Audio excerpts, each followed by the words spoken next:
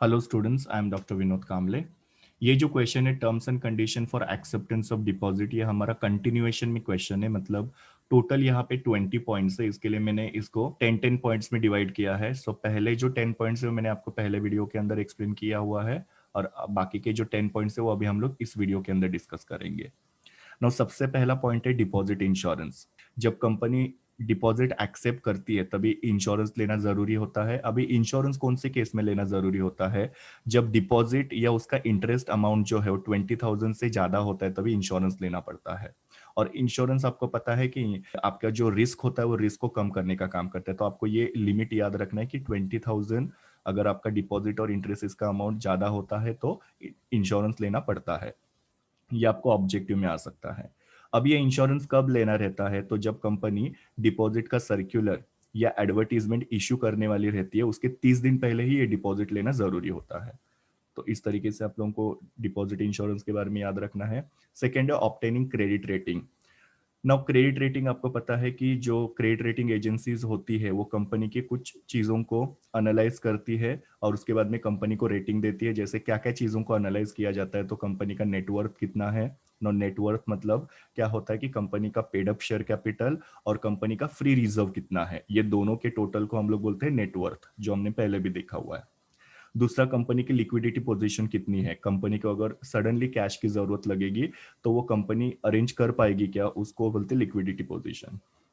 और कंपनी की एबिलिटी कितनी है डिपॉजिट रीपेमेंट करने की, मतलब कंपनी डिपॉजिट रीपेमेंट कर सकती है क्या, ये सब चीजों को एनालाइज किया जाता है by the credit rating agencies. और उसके बेसिस पे कंपनी को रेटिंग दिया जाता है, जैसे कि A+, ए या AA या BBB या BB, C, D, इस तरीके से रेटिंग दिया जाता है। और ये रेटिंग को देख के इन्वेस्टर डिसाइड करते हैं कि कंपनी में इन्वेस्ट करना चाहिए कि नहीं। जैसे कि सपोज कंपनी को AAA मिला तो ऑब्वियसली कंपनी का परफॉर्मेंस बहुत अच्छा है, कंपनी में रिस्क कम है, तो लोग यहाँ पे क्या करेंगे, ज्यादा इन्वेस्टमेंट करेंगे। डी अगर रेटिंग मिला तो ऑब्वियसली कंपनी में रिस्क बहुत ज्यादा है। तो वही मैंने आप लोगों को बताया कि ये AAA या BBB या C या D, ये कैसे डिसाइड किया जाता है? तो क्रेडिट रेटिंग एजेंसी जो है कंपनी की ये सारी चीजों को एनालाइज करती है। ये सब चीजें एनालाइज करने के बाद में अगर रेटिंग एजेंसी को ये सब चीजें प्रॉपर मिली तो अच्छा रेटिंग दे देगी। पर अगर सपोज ये सब चीजें कंपनी की प्रॉपर नहीं है तो लो रेटिंग देगी। और ये रेटिंग जो होती है वो इन्वेस्टर्स को बहुत ज्यादा हेल्पफुल होता है इन्वेस्टमेंट डिसीजन लेने के लिए।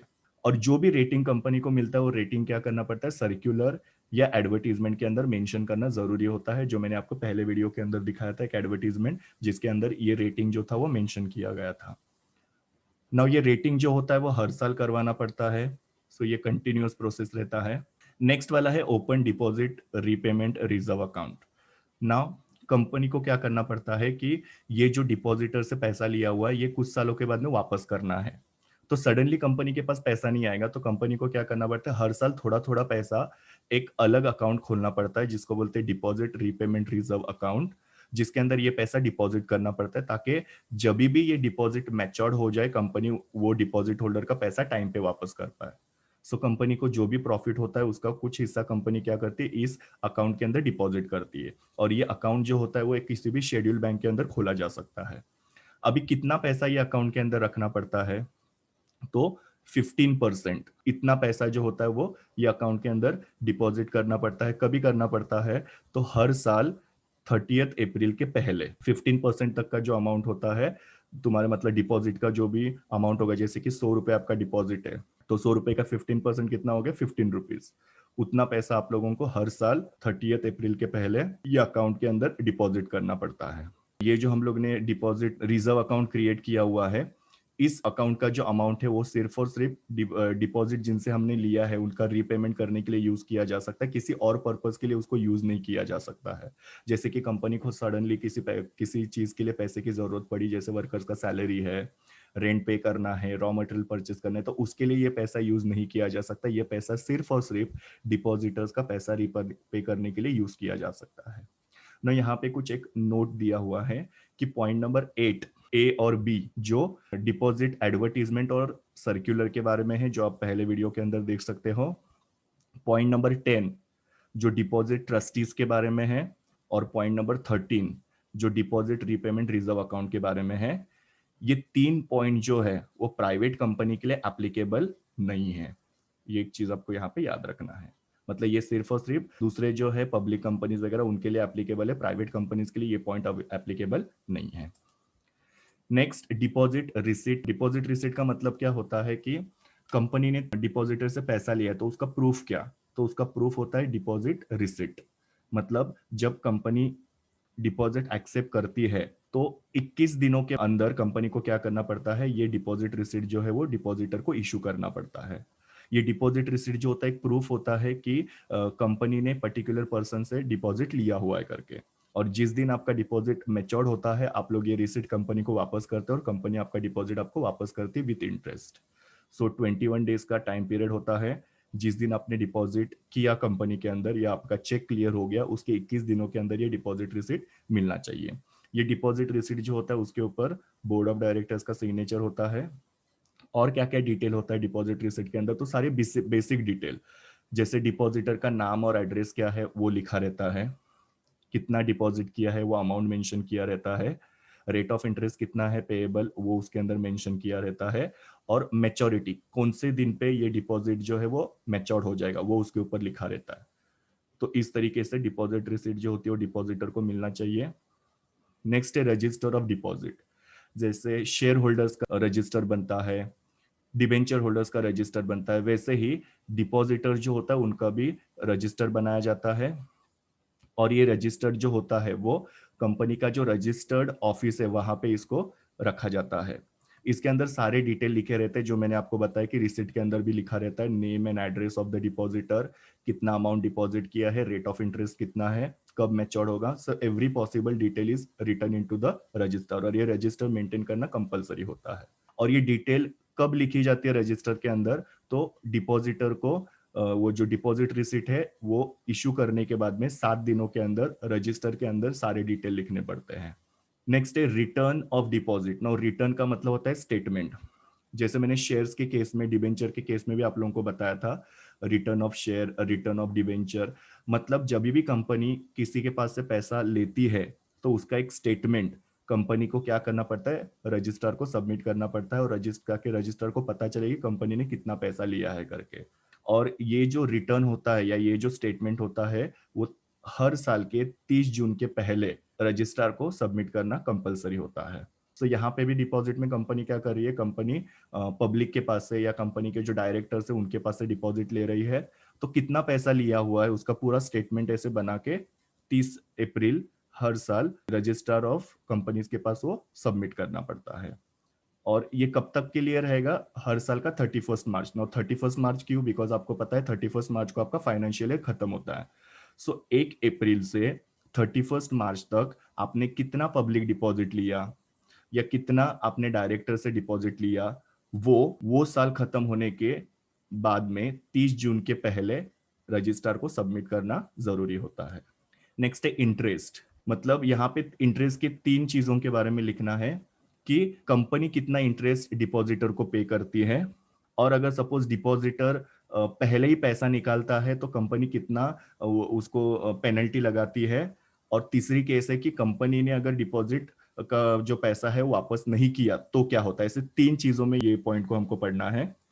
सबसे पहले तो कंपनी कितना डिपॉजिट देती है डिपॉजिटर को, तो ये डिपेंड होता है रिजर्व बैंक ऑफ इंडिया के गाइडलाइन के हिसाब से। आपको पता है कि रेट ऑफ इंटरेस्ट जो होते हैं रिजर्व बैंक ऑफ इंडिया के द्वारा पब्लिश किए जाते हैं, उतना ही रेट ऑफ इंटरेस्ट जो होता है कंपनी जो होती है वो पब्लिक को देती है। दूसरा, अगर सपोज किसी भी डिपॉजिटर ने प्री मेच्योर रीपेमेंट के लिए डिमांड किया। प्री मेच्योर रीपेमेंट का मतलब क्या है, आप पहले पहले 2 साल के लिए डिपॉजिट रखा था, अभी सडनली आपको पैसे की जरूरत पड़ गई और आपने बीच में ही पैसा निकालना चाहते हो, तो उस केस में कंपनी आपको पेनल्टी लगाएगी। वो पेनल्टी क्या होती है कि जितना भी आपका रेट ऑफ इंटरेस्ट रहेगा उसमें से 1% डिडक्ट किया जाएगा। जैसे कि कंपनी आपको 12% रेट ऑफ इंटरेस्ट पे कर रही थी, आप प्री मेच्योर रीपेमेंट की डिमांड कर रहे हो, तो फिर कंपनी क्या करेगी, आपसे सिर्फ 11% इंटरेस्ट के हिसाब से देगी, बिकॉज आप टाइम से पहले डिपॉजिट ले रहे हो। हमने पहले भी पढ़ा था, डिमांड डिपॉजिट कंपनी एक्सेप्ट नहीं करती है, प्री मेच्योर डिपॉजिट यहाँ पे नहीं हो सकता है, अगर होगा भी तो वहां पे फिर वो जो डिपॉजिटर है उसको कुछ पेनल्टी देनी भरनी पड़ेगी। और तीसरी इंपॉर्टेंट चीज, अगर सपोज डिपॉजिट मैच्योर्ड हो चुका है, मतलब उसका टाइम पीरियड खत्म हो चुका है और डिपॉजिटर क्लेम भी कर रहा है कि मुझे मेरे पैसे वापस कर दो, लेकिन कंपनी वो पैसा वापस नहीं कर रही है, उस केस में कंपनी को पर एनम मतलब हर साल के हिसाब से 18% जो होता है वो इंटरेस्ट डिपॉजिटर को पे करना पड़ेगा। सो यहाँ पे मैंने 3 चीजें आपको बताया कि कंपनी कितना रेट ऑफ इंटरेस्ट पे करती है, इन केस अगर डिपॉजिटर ने प्री मेच्योर रीपेमेंट की डिमांड की तो क्या होता है, और अगर कंपनी सपोज डिपॉजिटर का पैसा वापस नहीं करती है तो क्या होता है। ऐसे 3 चीजें मैंने यहाँ पे आपको बताई। नेक्स्ट है right to alter the terms and conditions, मतलब डिपॉजिट के जो भी टर्म्स एंड कंडीशंस है वो कभी कभी भी कंपनी चेंज नहीं कर सकती है। मतलब कंपनी को लगे कि ये रूल चेंज करना चाहिए, वो रूल चेंज करना चाहिए, तो कंपनी किसी भी तरीके से कोई भी टर्म्स को, कंडीशंस को चेंज नहीं कर सकती है। जैसे डिपॉजिट के जो मैंने आपको सारी चीजें बताई, एडवर्टीजमेंट करना पड़ता है, रिटर्न ऑफ स्टेटमेंट बनाना पड़ता है, उसको कंपनी चेंज नहीं कर सकती है। ट्रस्ट डीड के अंदर जो भी टर्म्स एंड कंडीशन लिखे उसको भी कंपनी चेंज नहीं कर सकती है, और डिपॉजिट इंश्योरेंस कॉन्ट्रैक्ट जो है उसको भी कंपनी चेंज नहीं कर सकती। मतलब इन शॉर्ट डिपॉजिट के किसी भी टर्म्स एंड कंडीशन को कंपनी डायरेक्टली या इनडायरेक्टली चेंज नहीं कर सकती है। नेक्स्ट है disclosure in the financial statement. जब कंपनी अपने डायरेक्टर से या डायरेक्टर के रिलेटिव से डिपॉजिट लेती है तो उस केस में फाइनेंशियल स्टेटमेंट के अंदर वो मेंशन करना जरूरी होता है कि डायरेक्टर के पास है या उनके रिलेटिव्स के पास है या प्राइवेट कंपनी के पास है, कितना पैसा कंपनी ने लिया हुआ है। मतलब प्राइवेट कंपनी के केस में ये मेंशन करना जरूरी होता है। And the last one is punishment. अगर सपोज किसी भी प्रोविजन को कंपनी ने कॉन्ट्रावेंशन किया, कॉन्ट्रावेंशन मतलब क्या, फॉलो नहीं किया, तो कंपनी को पनिशमेंट हो सकता है ना। महाराष्ट्र गवर्नमेंट जो है उन्होंने एक एक्ट बनाया है, वो एक्ट का नाम है Maharashtra protection of interest of depositors in financial establishment act 1999। इस एक्ट के अंदर अगर कोई भी कंपनी किसी भी टर्म्स एंड कंडीशन को फॉलो नहीं करती है तो वो कंपनी को पनिशमेंट मिलती है। सो इस तरीके से ये हमारा सेकेंड वीडियो यहाँ पे खत्म हो जाता है। आई होप आप लोगों को सारे टर्म्स एंड कंडीशंस अच्छे से समझ में आए रहेंगे। ये सब चीजें जो है आप लोगों को इन फ्यूचर जब भी आप लोग इन्वेस्टमेंट करोगे या किसी कंपनी के फाइनेंस डिपार्टमेंट में अगर काम करते हो तो आप लोगों को ये सारी चीजें जो है बेसिक पता होनी जरूरी होती है। ये मेरे यूआरएल है जहां से मैंने इमेजेस ली है। Thank you students, please do like, share, comment and subscribe to my YouTube channel and also recommend my channel to your friends. We will meet in the next video.